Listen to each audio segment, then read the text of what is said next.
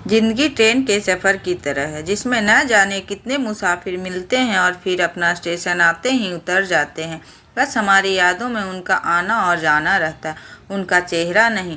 लेकिन कोई सहयात्री ऐसा भी होता है जो अपने गंतव्य पर उतर तो जाता है, पर हम उसका चेहरा, उसकी हर याद अपने मन में संजो लेते हैं और अपने गंतव्य की तरफ बढ़ते रहते हैं। वह साथ न होकर भी साथ रहता है। ऐसा ही एक हमराही मुझे भी मिला। उसका नाम है संपदा।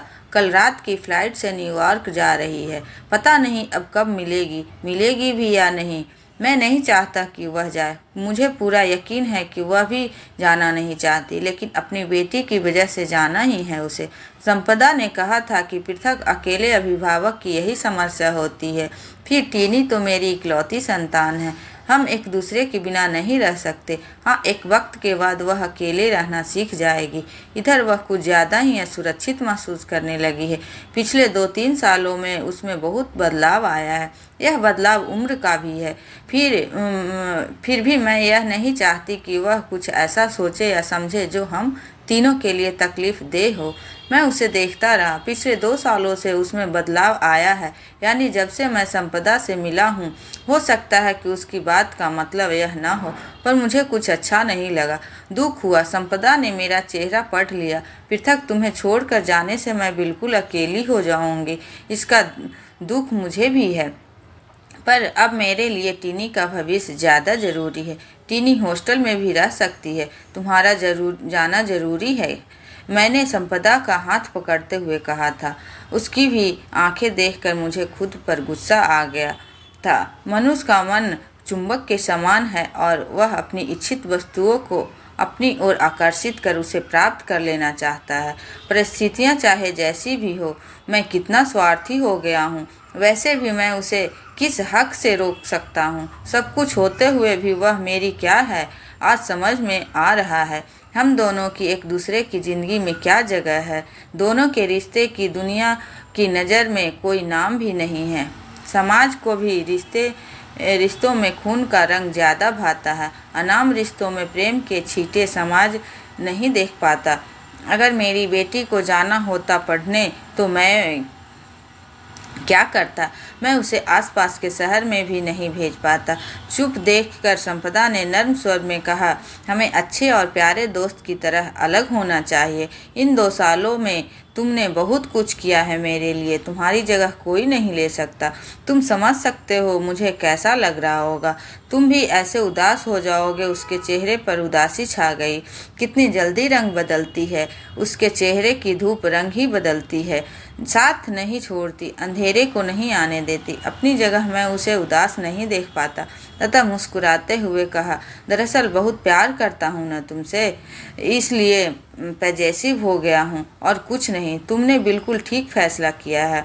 मैं तुम्हें जाने से रोक नहीं रहा, पर इस फैसले से खुश भी कैसे हो सकता हूँ? यह कहकर मैं एकदम से उठकर अपने चैम्बर में आ गया। अपने इस बर्ताव पर मुझे खुद पर बहुत गुस्सा आया कि मुझे उसे दुखी नहीं करना चाहिए। यह वही संपदा है जिसने अपनी प्रमोशन पिछली बार सिर्फ इसलिए छोड़ दी थी कि उसे मुझसे दूर दूसरे शहर में जाना पड़ रहा था और वह मुझे छोड़कर नहीं जाना चाहती। तब मैं उसे जाने के लिए कहता रहा था। तब उसने कहा था कि तुम्हें कहाँ पाऊंगी वहाँ।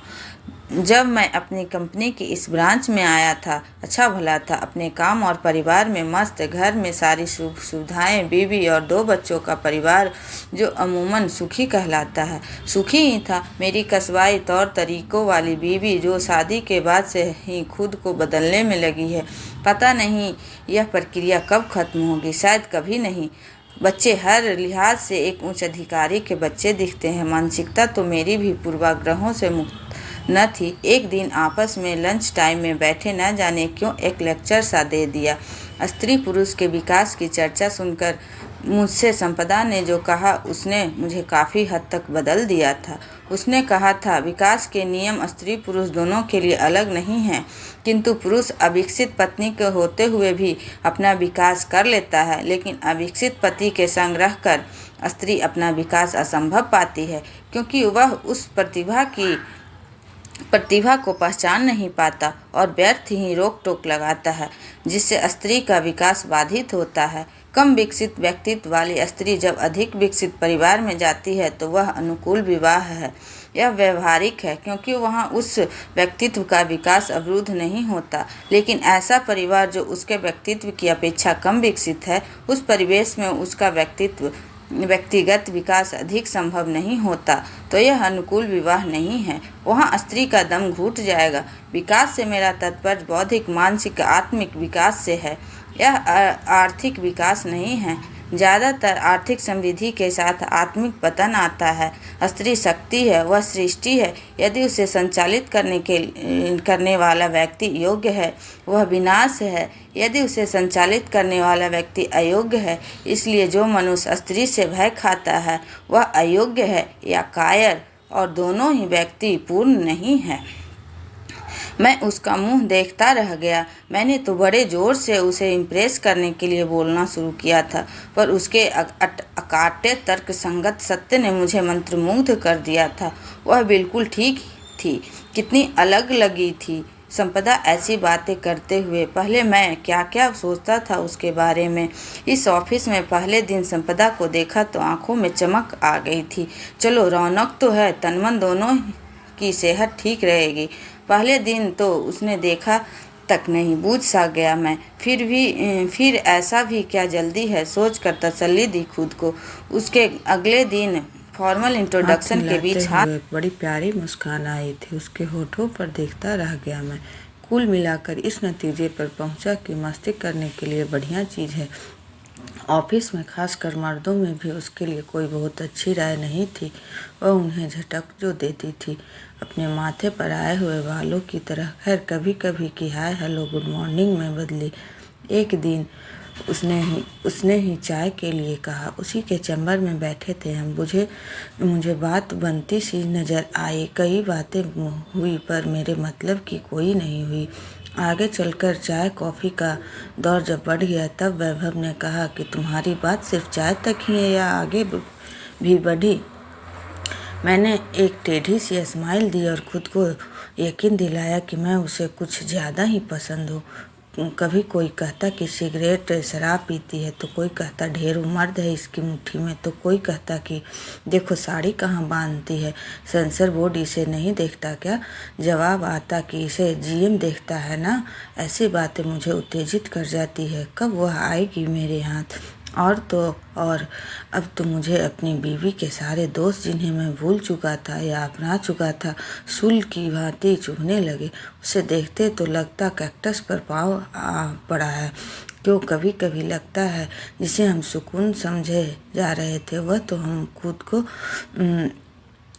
खुद को भुलवा दे रहे थे। कभी अचानक सुकून खुद कीमत बन जाता। सुख की हर चीज़ की एक कीमत ज़रूर होती है। ये बीवियाँ ऐसी क्यों होती है? कितना फ़र्क है दोनों में।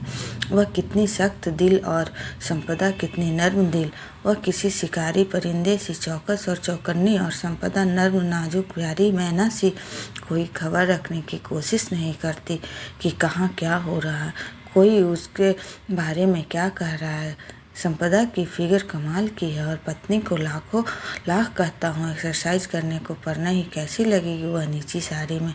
उसकी कमर तौबा शरीर में कोई कर्व नहीं है। परंतु इसके बाद भी घर में मेरा व्यवहार ठीक रहा, कुछ भी जाहिर होने नहीं दिया। एक दिन संपदा ने पूछ ही लिया परिवार के बारे में। मैंने बताया बीवी के अलावा एक बेटा और एक बेटी है। तब उसने भी बताया कि उसकी ही एक बिटिया है, टिनी नाम है। पति के बारे में उसने न तो कुछ बताया और न ही मैंने कुछ पूछकर मूड नहीं खराब करना चाहता था। हो सकता है कि कह देती कि मैं आज जो कुछ हूँ उन्हीं के वजह से हूँ, या बहुत प्यार करते हैं मुझे, उनके अलावा मैं कुछ सोच भी नहीं सकती। अमूमन बीवियाँ या पति भी यही कहते हैं। हाँ, अगर वह ऐसा कह देती तो यह जो थोड़ी बहुत नज़दीकी बढ़ रही है वह भी ख़त्म हो जाती। लेकिन उससे बात करने के बाद, उसे जानने के बाद एक बात हुई थी। वह मुझे कहीं से भी वैसी नहीं लग रही थी जैसे सब कहते थे। पहली बार लगा संपदा मेरे लिए जिस्म के अलावा कुछ और भी है। क्या मेरी राय बदल रही थी? ऑफिस की ओर से न्यू ईयर पार्टी रखी गई थी। संपदा गजब की सुंदर लग रही थी। लो कट ब्लाउज के साथ गुलाबी शिफॉन की साड़ी पहनी थी। उसने जीन भी पी थी। शायद मेरी सोच फिर डगमगा सी गई। अजीब सी खुशी भी हो रही थी, एक उत्तेजना भी थी। यह तो बहुत बाद में जाना कि डांस करने, हंसने, पुरुषों से हाथ मिलाने से औरत बदचलन नहीं हो जाती। अगली सुबह संपदा फिर वैसी की वैसी, पहले जैसी, थोड़ी सोबर, थोड़ी चंचल, चाय पीते हुए मैंने उससे कहा, कल तुम बहुत खूबसूरत लग रही थी। मैंने पहली बार किसी औरत को इतना खुलकर हंसते व डांस करते देखा था। कुछ खास है तुम में? उसने आंखें फैलाते हुए कहा, मैं तुम्हें डांस करते हुए ग्रेसफुल लगी। Very strange but this is a nice complement. मैं तो उम्मीद कर रही थी कि आज सुनने को मिलेगा। जाने मन कल बहुत मस्त लग रही थी। यह क्या चीज़ है यार? यह औरत भी। उसकी हंसी नहीं रुक रही थी। अब मैं कैसे कहूँ कि मैं भी उन्हीं मर्दों में से एक था। चीज़ तो मैं भी कहता था। उसे अगले हफ्ते उसने टिनी के जन्मदिन पर बुलाया था। सुनो, मैंने सिर्फ तुम्हें ही बुलाया है, मेरा मतलब ऑफिस में से। मेरी उत्सुकता चौकन्नी हो गई थी। उसकी चमकती आंखों में क्या था? मेरे प्रति भरोसा या कुछ और? क्यों सिर्फ मुझे ही बुलाया है? उसे लेकर मैं वैभव से झगड़ा भी कर लिया था। क्यों पटा लिया है तितली को? कितने गंदे तरीके से कहा था उसने। किसकी और क्या बात कर रहे हो? उसकी जिससे आजकल बड़ी छन रही है, वही जिसने सिर्फ तुम्हें दावत दी है। गजब की चीज़ है ना? बस बात बढ़ी और अच्छे खासे झगड़े में तब बदल गई। मैं यह सब नहीं चाहता था, न ही मेरे साथ यह सब हुआ था। खुद पर भी शर्म आ रही थी मुझे। मैं सोचता रहा, हैरान होता रहा कि ये सब क्या हो गया, क्यों बुरा लगा मुझे। खैर, इन सारी बातों के बावजूद मैं गया था। उसने बताया कि इस साल टिनी 15 साल की हो जाएगी। मेरी आंखों के सामने मेरी बेटी का चेहरा आ गया। वह भी तो इसी उम्र की है। मैंने देखा टिनी की अच्छी दोस्तों के अलावा मैं भी आमंत्रित था। अच्छा भी लगा और अजीब भी। थोड़ी देर बाद पूछा था मैंने, टिनी के पापा कहाँ हैं? हम अलग हो चुके हैं। उन्होंने दूसरी शादी कर ली है। मैं अपनी बेटिया के साथ रहती हूँ। कायदे से अपनी मानसिकता के हिसाब से तो मुझे यह सोचना चाहिए था कि तलाकशुदा औरत और ऐसे रंग ढंग कहीं कोई दुखद तकलीफ नज़र नहीं आती। ऐसे रहा जाता है भला जैसे कि तलाकशुदा विधवा होना कोई कसूर हो जाता है और ऐसी औरतों को रोते बिसूरते ही रहना चाहिए। लेकिन यह जानकर पहली बात मेरे मन में आई थी कि तभी इतना आत्मविश्वास है। आज के वक्त में अकेले रहकर अपनी बच्ची की इतनी सही परवरिश करना वाकई सराहनीय बात है। अब मुझे और ज़्यादा अच्छी लगने लगी, बल्कि इज्जत करने लगा मैं उसकी। एक और बात आई मन में कि ऐसी खूबसूरत और अक्लमंद बीवी को छोड़ने की क्या वजह हो सकती है। अब मैं उसके अंदर की संपदा तलाशने में लग गया। उसके जिस्म के आकर्षण खत्म तो नहीं हुआ था, पर मैं उसके मन से भी जुड़ने लगा था। मेरी आंखों की भूख, मेरे जिस्म की उत्तेजना पहले जैसी नहीं रही। हम काफ़ी करीब आते गए थे। मैं कभी कभी उसके घर भी जाने लगा था। उसने भी आना था, पर मैं टालता रहा। अब मैं उसे लेकर मैं पहले की तरह नहीं सोचता था। मैं उसे समझना चाहता था। एक शाम टिनी का फ़ोन मोबाइल पर आया। अंकल, माँ को बुखार है, आप आ सकते हैं क्या? कई दिन लग गए थे उसे ठीक होने में। मैंने उसकी खूब देखभाल की थी और वह मना भी नहीं करती थी। हम दोनों को भी अच्छा लग रहा था। इस दौरान मैंने कितनी बार उसे छुआ, दवा पिलाई, सहारा देकर उठाया बैठाया, पर मन बिल्कुल शांत रहा। एक दिन चाय पीकर एकदम मेरे पास बैठ गई। उसने मेरा हाथ पकड़ लिया और कंधे से सिर टिका कर बैठ गई। मैंने उसे अपनी बाहों में भर लिया। कभी उसका हाथ तो कभी बाल सहलाता रहा। यह बड़ी स्निग्ध सी भावना थी। तभी मैं उठने लगा तो वह लिपट गई मुझसे, पिंजरे से छूटे परिंदे की तरह। एक अजीब सी बेचैनी दोनों महसूस कर रहे थे। मैंने मुस्कुरा कर उसका चेहरा अपने हाथों में लिया और कुछ पल उसे यूं ही देखता रहा और फिर धीरे से उसे चूम लिया और घर आ गया। मैं बदल गया था क्या? सारी रात सुबह के इंतजार में काट दी। सुबह संपदा ऑफिस आई, बदली बदली सी लगी। वह कुछ शर्माती सी, कुछ ज़्यादा ही खुश।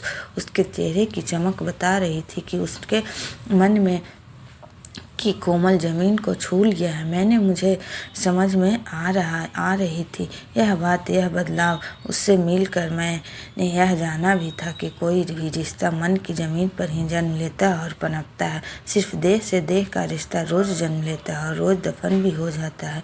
रोज़ दफनाने के बाद रोज़ कब्र में से कोई कब तक निकालेगा उसे, इसलिए जल्द ही खत्म हो जाता है। यह कितनी ठीक थी यह बात। मैं खुद ही मुग्ध था अपनी इस खोज से। फिर मन में जुड़ा रिश्ता देह तक भी पहुंचा था। कब तक काबू रखता मैं खुद पर? अब तो वह भी चाहती थी। शायद स्त्री को अगर कोई बात सबसे ज़्यादा पिघलाती है तो वह मर्द को शराफत। हाँ, अपनी जज्बाती प्रकृति के कारण कभी कभी वह शराफत का मुखौटा नहीं पहचान पाती। उसका बदन तो जैसे बिजलियों से भर गया था। अध खुली आंखें, तेज सांसें, कभी मुझे से लिपट जाती तो कभी मुझे लिपटा लेती, यहाँ वहाँ से कस कर पकड़ती। संपदा जैसे आंधी हो कोई, या बादलों से बिजली लपकी और बादलों ने झरोखा बंद कर लिया हो, अपना आज़ाद कर दिया। कैसे आज़ाद हुई थी, देख उसकी और उसका चमकता मोती पहली बार सूरज की रोशनी देख रहा हो। सूरज उसकी आंखों में उतर आया और उसने आंखें बंद कर ली। जैसे एक मोती को प्रेम करना चाहिए वैसे ही किया था मैंने। धीरे धीरे झील सी शांत हो गई थी वह, पर मैं जानता था कि वह अब इतराती रहेगी, कैद नहीं रह सकती। इस वक्त तो मुझे खुश होना चाहिए था कि संपदा की देह मेरी मुट्ठी में है। उसके जिस्म की सीढ़ियाँ चढ़कर जीत हासिल की थी। ये मेरे शब्द थे शुरू में, पर नहीं, कुछ नहीं था ऐसा। संपदा बिल्कुल भी वैसे नहीं थी जैसा उसके बारे में कहा जाता था। यह रिश्ता तो मन से जुड़ गया था। मैं सोच रहा था कि क्यों पुरुष अंदर सुंदर औरत को कामुक दृष्टि से देखता है, और जब स्त्री उन नज़रों से बचने के लिए खुद को आवरण के नीचे छिपा लेती है, तब वही पुरुष समाज उसे पा न सकने की कुंठा में कैसे कैसे बदनाम करता है। संपदा के साथ भी यही हुआ था। पर जब मैंने उसके भीतर छिपी सरल, भोली और पवित्र औरत को जाना, तब मैं मुग्ध था और अभिभूत भी। संपदा ने धीरे से कहा, अब तक तो खुले आसमान के नीचे रहकर भी उम्र कैद भुगत रही थी। मैं सारी खुशियाँ, सारी इच्छाएं इतने सालों से पता नहीं देह के किस कोने में कैद थी। तुम्हारा ही इंतजार था शायद। और यही संपदा जिसने मुझे सिखाया कि दोस्ती के बीजों की परवरिश कैसे की जाती है। वह जा रही थी। उसी ने कहा था कि इस परवरिश से मजबूत पेड़ भी बनते हैं और महकती नर्म नाजुक बेल भी। तो तुम्हारी इस परवरिश ने पेड़ पैदा किया या फूलों की बेल? पूछा था मैंने। यही संपदा जो मेरे वक्त की हर लम्हे में है, अब नहीं होगी मेरे पास। उसके पास आकर मैंने मन को तृप्त होते देखा। मर्द के मन को देख कैसे आज़ाद होती है जाना। पता चला कि मर्द कितना और कहाँ कहाँ गलत होता है। मुझे चुपचाप देखकर उसकी दोस्त मीता ने कहा, उससे क्यों कट रहे हो पृथक? उसे क्यों दुख पहुंचा रहे हो? इतने सालों बाद उसे खुश देखा, तुम्हारी वजह से उसे फिर दुखी ना करो। दोस्ती का बरगद बनकर मैं बाहर आ गया। अपने खोल से मैंने ही उस पासपोर्ट वीज़ा बनवाया। मकान व सामान बेचने में उससे उसकी मदद की। ढेरों और काम थे जो उसे समझ नहीं आ रहे थे कि कैसे होंगे। मुझे खुद को भी अच्छा लगने लगा। वह भी खुश थी शायद। उस दिन हम बाहर धूप में बैठे थे। टीनी इधर उधर दौड़ती हुई पैकिंग वगैरह में व्यस्त थी। संपदा चाय बनाने अंदर चली गई। बाहर आई तो वह एक पल मेरी आंखों में बस गया। दोनों हाथों में चाय की ट्रे पकड़े हुए, खुले बाल, पीली साड़ी में बिल्कुल उदास मासूम बच्ची लग रही थी, पर साथ ही खूबसूरत और सौम्य शीतल चांदनी के समान। बहुत याद आओगे तुम, चाय थमाते हुए वह बोली थी। मैं मुस्कुरा दिया। वह भी मुस्कुरा रही थी, पर आंखें भरी हुई थी दर्द से, प्यार से। कई दिन से उसकी खिलखिलाहट नहीं सुनी थी। अच्छा नहीं लग रहा था, क्या करूं? वह हंस दे। चाय पीते पीते मैं बोला, चलो संपदा, छोटी सी ड्राइव पर चलते हैं, चलो।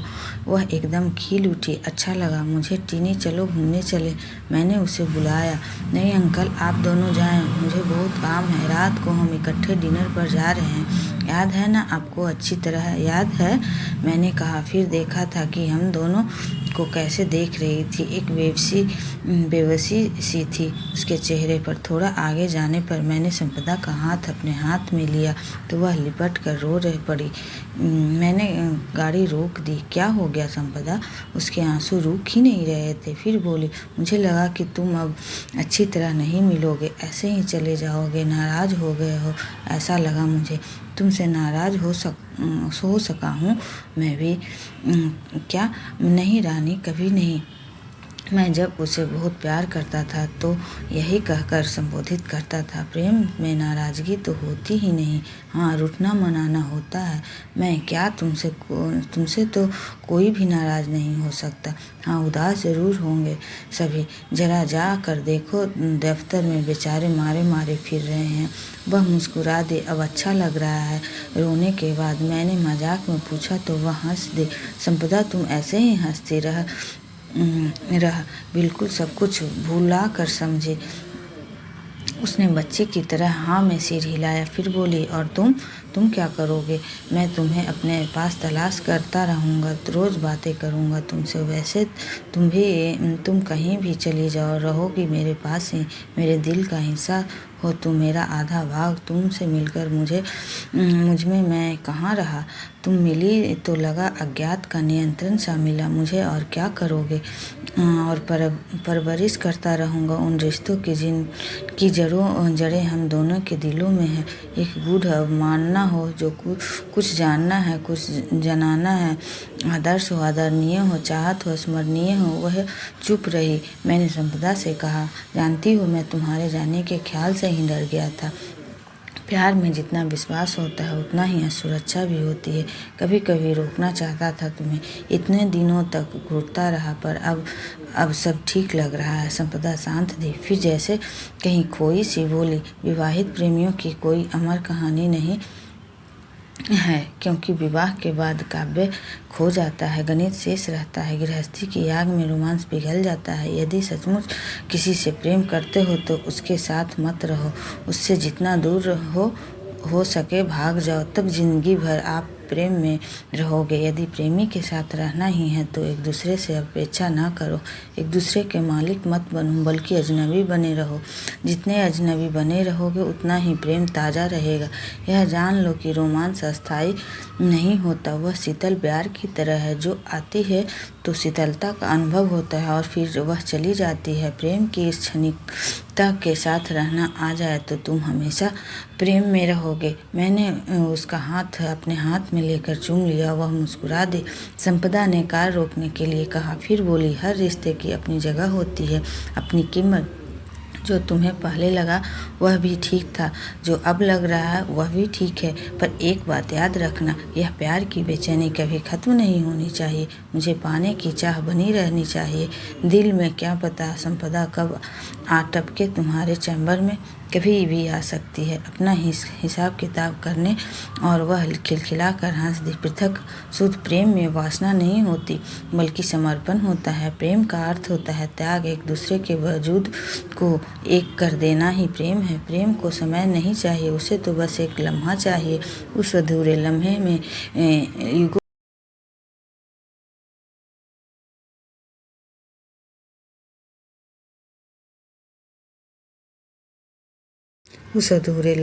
युगों की यात्रा करता है और वह लम्हा कभी कभी पूरी जिंदगी बन जाता है। मैं उसे एकटक देखता रह गया।